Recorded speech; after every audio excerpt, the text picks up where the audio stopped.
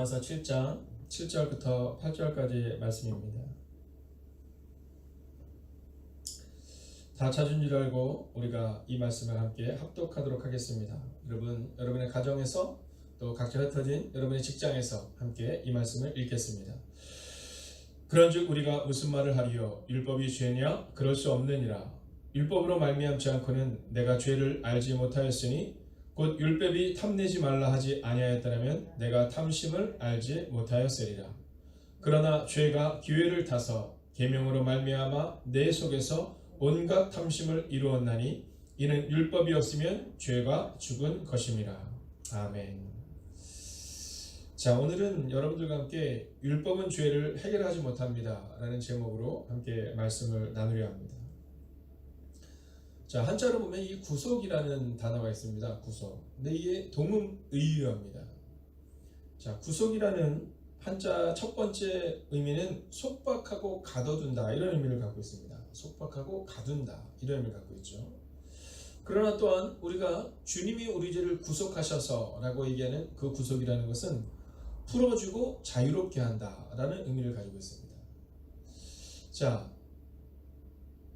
불리기는 또한 우리 교회 들리기는 똑같은 구속으로 들리지만 어떤 구속은 속박하고 가둬둔다면 어떤 구속은 자유롭게 한다라는 의미를 가지고 있는 겁니다. 자, 예수님의 십자가가 아니었으면 속박되고 가둔바된 우리가 예수 그리스도의 십자가로 인하여 풀어주고 자유롭게 됨을 의미하고 있습니다. 자, 그 당시 이스라엘 백성들은, 그 당시 유대인들은 이 율법이 우리를 자유롭게 한다고 생각했습니다. 이 율법으로 인하여 우리가 하나님께로 나아갈 수 있다고 생각했습니다. 그러나 오늘 바울은 이 율법으로 인하여 우리가 죄를 알게 되는 것이요, 이 율법으로 인하여서 우리가 완벽하게 죄를 해결할 수 없다라고 고백합니다. 자, 그래서 오늘 우리는 율법은 죄를 해결하지 못합니다 라는 제목으로 함께 말씀을 나누고 있는 겁니다. 자, 그러면 이 율법, 그리스도 예수의 십자가가 이 땅에 온 이상 이 율법은 필요하지 못하냐? 이 율법은 죄냐? 오늘 바울은 그것에 대해서 우리 가운데 말하고 있습니다. 자, 결론적으로 이 바울은 율법은 선하다 이렇게 말하고 있는 겁니다. 율법은 선하다. 즉 율법은 죄가 아니다라는 겁니다. 율법은 완벽하게 그리스도 예수께로 나아갈 수 없는 것일 뿐이지, 율법은 예수 그리스도로 인해서 하나님께로 나아갈 수 없는 것일 뿐이지, 율법은 성령님이 아니고는 우리의 죄를 해결하지 못할 뿐이지 율법은 죄가 아니다 라는 것입니다. 자, 오늘 본문의 말씀을 보면 그런즉 우리가 무슨 말을 하리요? 율법이 죄냐? 그럴 수 없느니라 이렇게 말합니다. 그러면서 율법으로 말미암지 않고는 내가 죄를 알지 못하였으니 이렇게 나오면서 이제 오늘 7장 7절부터 시작하여 25절까지는요 화자인 나가 나옵니다. 자, 이 화자인 나는 서로 다른 해석을 이야기합니다. 자, 이 나라는 것은 일종의 수사적인 표현입니다. 그러니까 오늘 여기서 나오고는 로마서 7장 7절부터 25절까지 나오고는 나라는 것은 이 바울을 의미하는 것은 아니고 이제 일종의 수사적인 표현으로 기록하고 있는 내용입니다. 자, 그러면서 율법은 오늘 이 7장 7절부터 25절까지의 말씀을 통하여서 그의 관심사 두 가지를 말하고 있습니다. 첫 번째 관심사는 그런즉 율법이 죄냐 이것입니다. 그런즉 율법이 죄냐. 그리고 우리가 읽지는 않았지만 13절을 보면 그런즉 선한 것이 내게 사망이 되었느냐 이 두 가지 질문을 합니다. 자, 오늘 그 중에서도 우리는 율법이 죄냐라고 말하는 이 바울의 첫 번째 관심사에 대해 살펴보고 있는 것입니다. 자, 이 바울은 결론적으로 율법은 죄가 아니다, 또한 율법은 선하다 이렇게 얘기하고 있는 겁니다. 그러나 율법은 인간을 죄와 사망으로부터 건져낼 수 없다라는 사실을 또한 선언하고 있습니다. 율법은 죄가 아니지만 그러나 율법은 인간을 죄와 사망으로부터 건져낼 수 없다는 것입니다. 오늘 우리 가운데 있어서 이 율법이 죄냐 아니냐의 문제 가운데 율법은 죄가 아니다. 분명히 선언할 수 있어야 합니다. 그리고 또 한 가지 이어서 선언해야 되는 것은 율법은 인간을 죄와 사망으로부터 건져낼 수 없다는 겁니다.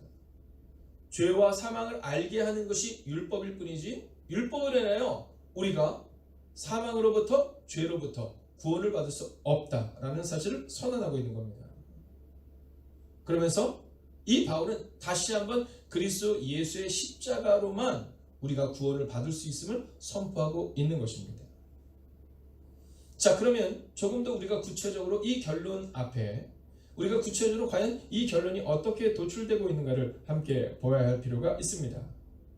자, 7장 7절을 통해 오늘 바울은 첫 번째로 율법은 죄를 알게 한다 이렇게 말합니다. 율법이 죄냐? 이렇게 말하고 내가 죄를 알지 못하였으니 곧 율법이 탐내지 말라 하지 아니하였다면 내가 탐심을 알지 못하였으리라 이렇게 말하면서 율법이 죄를 알게 한다라고 말합니다.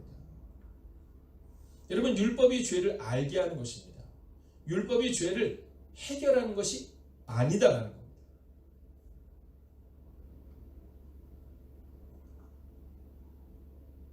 자, 이것은 우리 가운데 굉장히 중요한 의미를 가지고 있는 겁니다. 내가 율법을 인해서 죄를 알았다라는 것과 죄를 해결받았다는 것은 완전히 다른 내용입니다. 오늘 바울은 우리가 율법으로 인하여 죄를 알게 되었다 이렇게 말하고 있지만 그러나 율법으로 인하여 우리의 죄와 사망으로부터 해결을 받았다가 아니다라는 겁니다. 여러분, 율법은 우리의 연약함을 깨닫게 해주는 겁니다. 여러분, 말씀을 통해 우리는 우리가 죄인임을 깨닫는 것입니다. 여러분, 다윗이 고백하는 것처럼 내 안에 정직한 영을 새롭게 하사, 여러분 바울이 고백하는 것처럼 내 안에 늘 두 마음이 싸우고 있다. 율법을 통해, 말씀을 통해 우리는 우리의 연약함을 고백하는 겁니다. 그리고 죄를 깨닫게 하는 것입니다. 여러분, 종종 말씀을 읽다가 우리의 마음 가운데 이 말씀에 찔림이 있는 때가 있습니다. 자, 제가 설교를 선포하고 나면 종종 제 방으로 올라오셔서 눈물을 흘리고 가시는 분들이 계십니다. 오늘 말씀을 통해 가슴 가운데 찔림이 있었던 거예요. 오늘 선포되는 말씀을 통해 내가 죄인이구나 그것을 깨닫게 된 겁니다. 그런데 왜 올라와서 눈물을 흘리고 가게 됐느냐 하면 내가 죄인인 것을 깨닫게 된 것에 대한 감사가 있지만 더 큰 감사는 그러나 내가 죄인임에도 불구하고 나를 사랑하시는 그리스도 예수의 사랑을 경험하게 되었다라는 겁니다. 여러분, 율법의 찔림으로, 말씀의 찔림으로 우리가 나음을 얻는 것이 아니라 우리는 아무것도 아니지만 오직 그리스도 예수의 십자가의 피가 우리를 새롭게 한다. 오직 그리스도 예수의 십자가의 은혜가 나를 새롭게 한다. 여러분, 그것을 경험하게 된다라는 겁니다. 오늘도 말씀 앞에서는 여러분이 되시기를 주의 이름으로 부탁드리겠습니다. 율법이 죄를 깨닫게 하는 것처럼 오늘 말씀으로 인하여 우리가 아무것도 아님을 다시 한번 그분 앞에 고백하는 겁니다.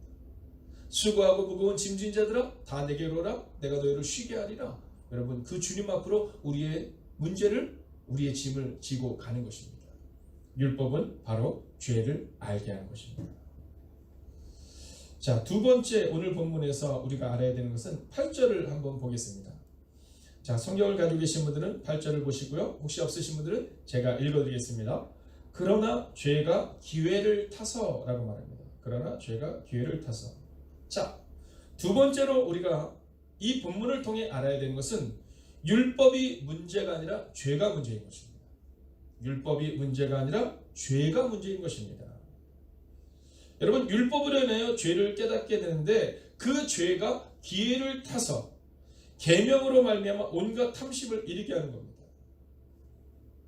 여러분, 그 당시 바리새인과 사두개인들 그리고 에세네파를 비롯한 그 당시 유대인들의 모습 가운데에는 여러분 판단하고 정죄하는 영들이 있었습니다. 여러분, 서로가 서로를 향하여서 늘 논란밖에는 없었습니다. 저는 여러분들이 여러분의 가정에서 특별히 오늘 여러분의 자녀들을 양육할 때 어떠한 존재로 가르쳐야 되냐 하면 말씀 앞에 무릎 꿇는 존재로 가르쳐야 합니다. 죄가 기회를 타서 계명으로 말미암아 내 속에서 온갖 탐심을 이룬다라고 고백하는 것처럼 여러분, 죄를 가르쳐서는 안 됩니다. 율법을 통하여서 이것이 죄인 것을 가리키고 나면 그러면 그것으로 인해 다른 사람을 판단하고 정죄하는 겁니다. 율법으로 인해 죄를 깨닫게 되면 그리고 나서 그리스도 예수의 십자가의 은혜로 나아가야 되는데 죄가 기회를 타서 우리를 무너뜨리는 겁니다. 여러분, 율법이 문제가 아니라 죄가 문제인 것이요, 그리고 우리가 죄 앞에 무릎을 자꾸만 꿇게 되는 겁니다. 하나님께서 아담과 하와에게 말씀하시죠. 너희가 절대로 선악과를 먹어서는 안 된다. 여러분, 그런데 죄가 기회를 타서 하나님의 말씀을 무너뜨립니다. 여러분, 하나님의 말씀이 문제입니까? 아닙니다. 죄가 문제인 겁니다.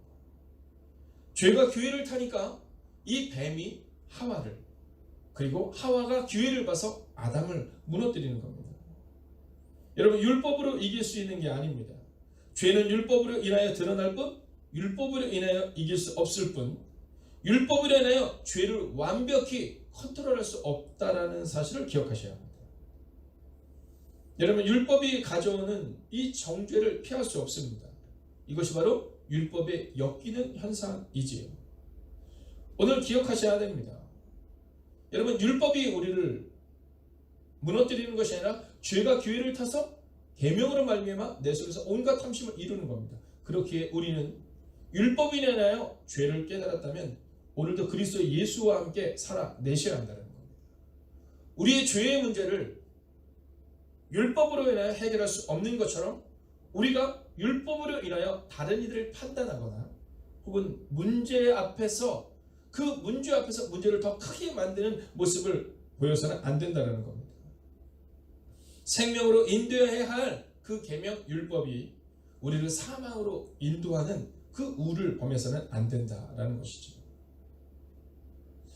여러분, 이제 마지막 세 번째로 오늘 이 본문을 통해 우리가 깨달아야 하는 것이 있습니다. 그것은 하나님의 일하심을 보게 된다는 겁니다. 하나님의 일하심을 보게 된다는 겁니다. 자, 하나님의 일하심을 보게 된다. 이것을 바꾸어서 말하면 그리스도 예수의 십자가의 은혜 외에는 방법이 없다라는 겁니다. 오늘 우리의 마음 가운데 우리는 율법으로 판단할 때가 있습니다. 율법으로 문제를 해결해야 할 때가 있습니다. 아닙니다. 율법은 그저 죄를 깨닫게 하는 것입니다. 율법은 선한 것입니다. 주님께로 나아가야 한 우리의 연약함, 우리의 한계를 보여주는 겁니다. 그리고 나면 우리는 하나님의 일하심을 기대하며 주님 앞으로 나아가야 합니다.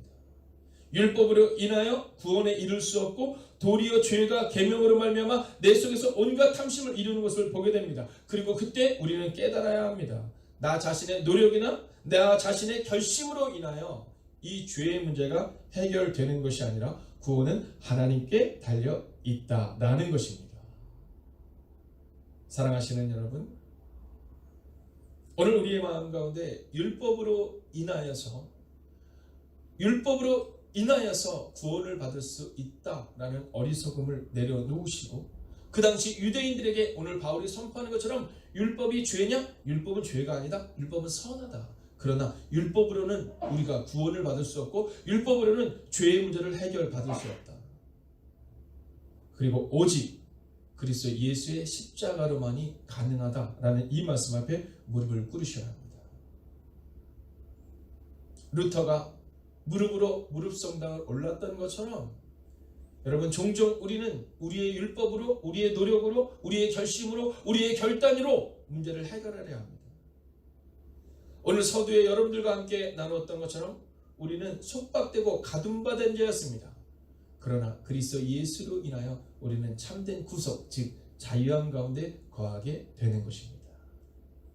율법으로 인하여 죄를 깨닫는 오늘, 그리고 율법으로 인하여 구원을 얻을 수 없다는 사실을 고백하는 오늘, 우리는 그리스도 예수의 십자가로 나아갈 수밖에 없을 것입니다.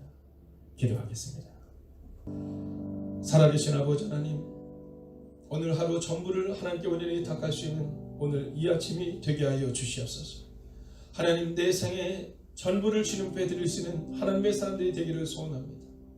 하나님, 오늘 말씀을 통하여 우리 가운데 찔림이 있었다면 그 찔림 앞에 무릎을 꿇는 시간이 되게 하여 주시옵소서. 오늘 말씀을 통해 우리가 아무것도 아니는 고백을 드릴 수 있었다면 하나님, 이제는 그리스도 예수의 십자가 앞에 우리의 삶 전부를 드리시는 하나님의 사람들이 되게 하여 주시옵소서. 하나님, 코로나19로 인하여 이 나라 이 민족이 어려운 가운데 있습니다. 온 세계 열방이 두려움과 떨림 가운데 있음을 보게 됩니다. 하나님, 그러나 이 새벽 이 시간 기도합니다.